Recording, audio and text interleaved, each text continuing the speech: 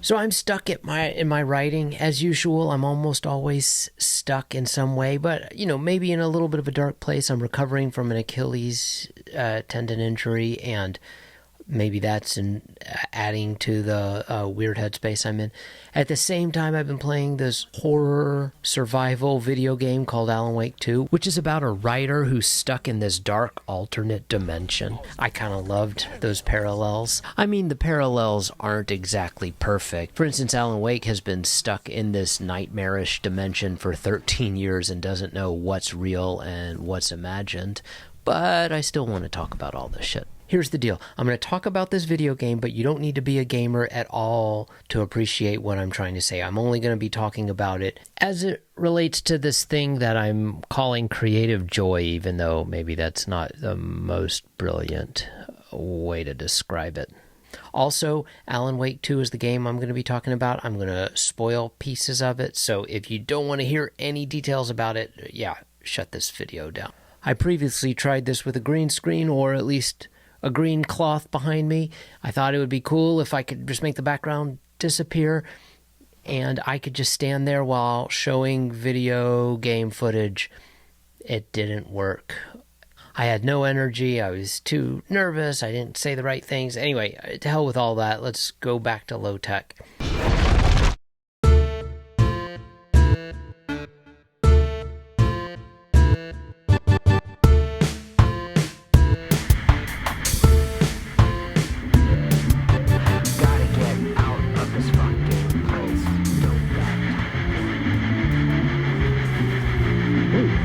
Welcome to Mr. Alan Wake.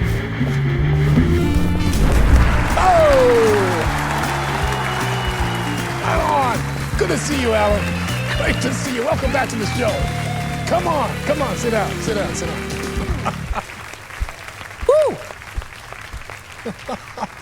Oh, man. It is so good to see you, Alan. This must be an exciting time for you. Tell me, does it ever get old? So does what get old? Publishing a new book. Are you okay there, my friend? You look like you've been cooped up in the writer's room for a few too many years. This is exactly how I feel. I've waited so long to get my hands on the sequel to Departure. You left us on quite the cliffhanger. We've all been dying to know what "it's not a lake, it's an ocean" really means. You and me both. Well, our wait is over. Your new book, Initiation, hits the shelves tomorrow. What? That's exactly what every reader will be asking. This book is mind-bending. It's so cerebral. I mean, how would you describe it? An auto-fictional thought experiment?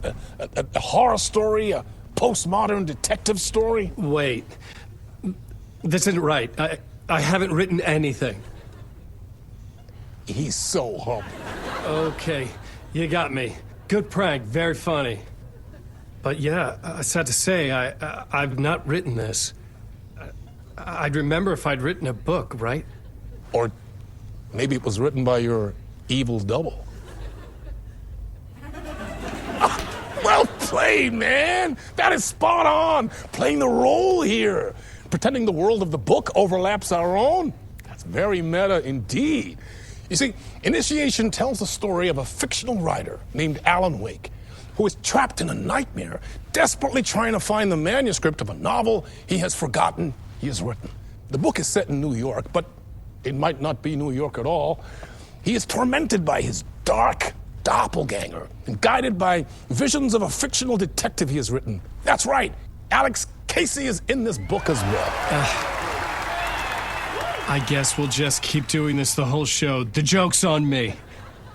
But isn't that what you sign up for with autofiction? Well, but seriously, I found the structure of the reality you build in the book fascinating. It reminded me of The Matrix. I mean, the writer is physically in his writer's room, trapped there, and he projects himself out to this dark dream of New York through the story he is writing. Like astral projection. Did I get that right? Yeah, that's exactly right. Go on. I should be taking notes here. This is great stuff. notes to that other Alan Wake in that room writing this as we speak? Are we all in your story, Alan? Wow. No, I wish you every success with your new book, Alan. I hope it's as successful as your best-selling Alex Casey series. Initiation hits the shelves tomorrow. After this, I'm sure we'll all be eagerly awaiting the culmination of this hero's journey trilogy of yours. A book called Return, perhaps. Man, thank you for one of the strangest interviews of my entire career, Alan. All this talk of meta-narratives. I have to expect them to disappear once this scene ends. So without going into too much detail about it, Alan Wake 2 is a game that came out in 2023 by Remedy Games. You follow two different characters, Alan Wake, who's this novelist who's stuck in this dark place, and then Saga Anderson, who's an FBI agent who's trying to solve some murders, and their stories intertwine, and you go through both of their perspectives.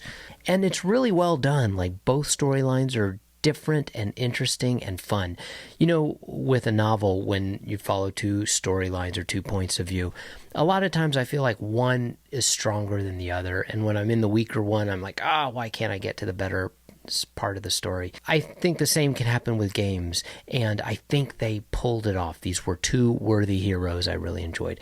For purposes of this video, I'm just going to be talking about the Alan Wake part because it relates to my writing process. Ideally, I was hoping that Alan Wake's journey through this dark place would parallel my journey through working on a novel. He's been stuck in this dark place for 13 years. I've been trying to write this novel for over 13 years. So anyway, I thought it would be great that his journey could map to my journey and it would all make sense together and I could connect all the dots and share it with you and you'd be like, whoa, this is great. What a cool epiphany. It's not that clean. His journey is fucked up in certain ways. My journey is messed up in different ways. Even so, there's just one moment in Alan Wake that I just have to talk about. It is an amazing moment in this game, and it is connected to my approach to creative projects, writing and other projects. But I need to set this up a little bit so you understand what the hell's going on. So when you're playing this game, Alan Wake is stuck in this alternate dimension full of demons, ghosts. It's all very scary, and you've got a limited number of bullets, and you need to aim your flashlight at these ghostly characters and then shoot them. The narrative is very interesting and compelling, but it does play out like a horror story. It is scary, creepy, full of jump scares. At the same time, it does have a pretty good sense of humor, so I think there's also a bit of it not taking itself too seriously. A perfect morning for me to drink this coffee I'm holding. Oh shit, this coffee is shit. Yako, did you just drink a regular brand coffee? Oh, I did. And then about halfway through the game, you get to this chapter called We Sing, which takes the Alan Wake storyline to a whole new level. You know, I already showed you that he goes on this talk show occasionally with Mr. Door, and there's this band, the Old Gods of Asgard, which we learn more about as the game progresses. But this time, they take it up a notch. For one, those previous scenes were what's called cut scenes, where you watch it kind of like a movie. You're not controlling anybody or anything until the scene's over, and then you control the character. This time, we're fully immersed in it, but on a few more levels, they take it to a whole new place. And I'm going to show you just a few minutes of it. Even though I know you're not going to fully appreciate it, I still think you can get a feel for it. Well, welcome. Our guest tonight is Alan Wake. This time, he wanted to do something a little different. A deep dive into who he is as an artist and as a man. Where he comes from, where he draws his inspiration, what demons he wrestles with in the dark hours of the night. Together with our house band, the divine Old Gods of Asgard, we have created something very special. The song is called Herald of Darkness, but I like to call this next segment the story of the journey of Alan Wake, the musical.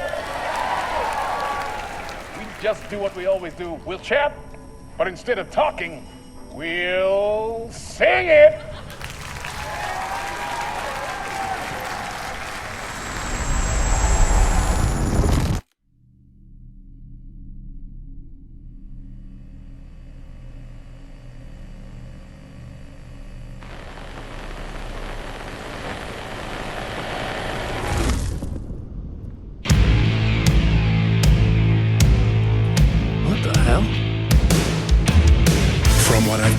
heard you grew up nice and sheltered with mama's pretty stories and your own made-up fury. And mama gave me a magic clicker. Well, yes, I think it's true and fair to say.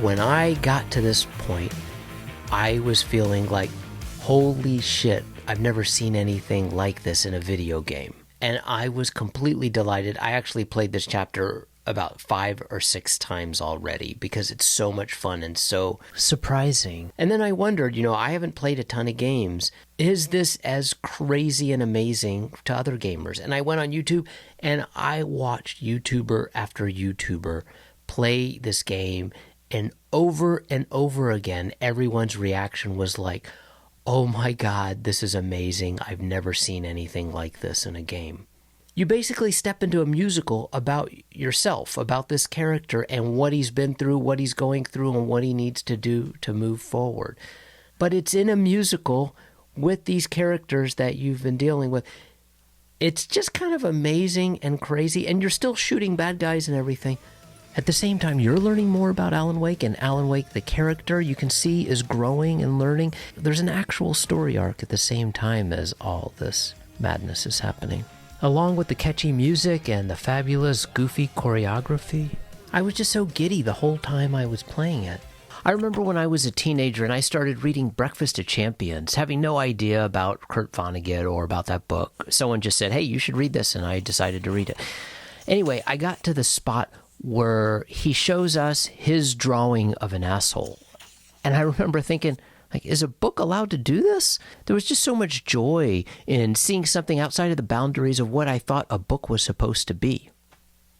So yeah, I can't fully connect the dots here, except I think infusing things with some of this creative joy is part of what drives me to create, and it's the kind of stuff I want to consume.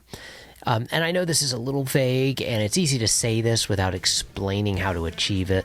But for me, part of it is just to experiment with storytelling. Sometimes just to forget about the genre or the rules and try something that's a little bit out there. Just to tear down the walls of how it's supposed to be.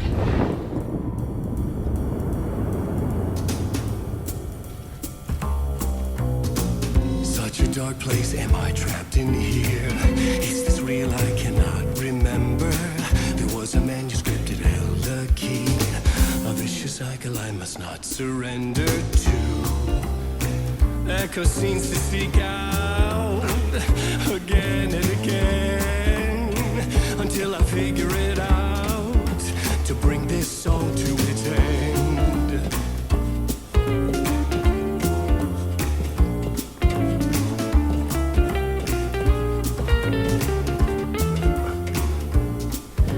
So that's all I got for you today.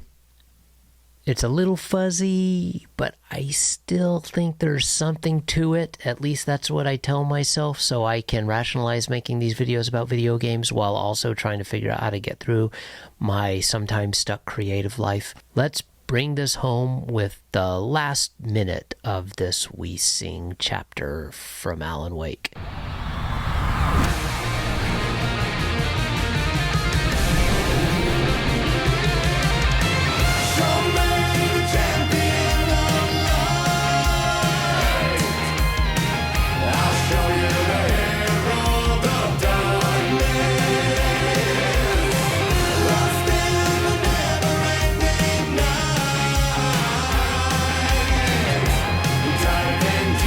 To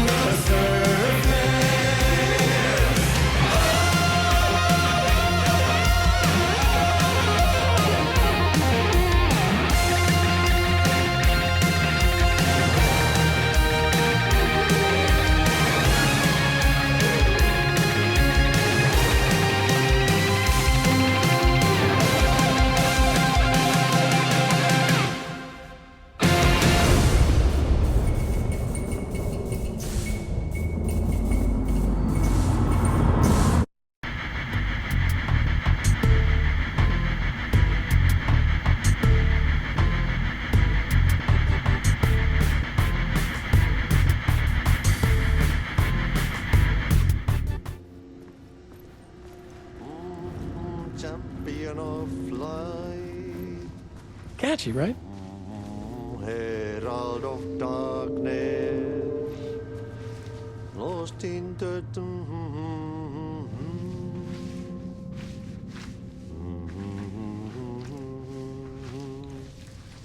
Ai, Swedish brothers, perkele. Ai, että nyt on kyllä, joo.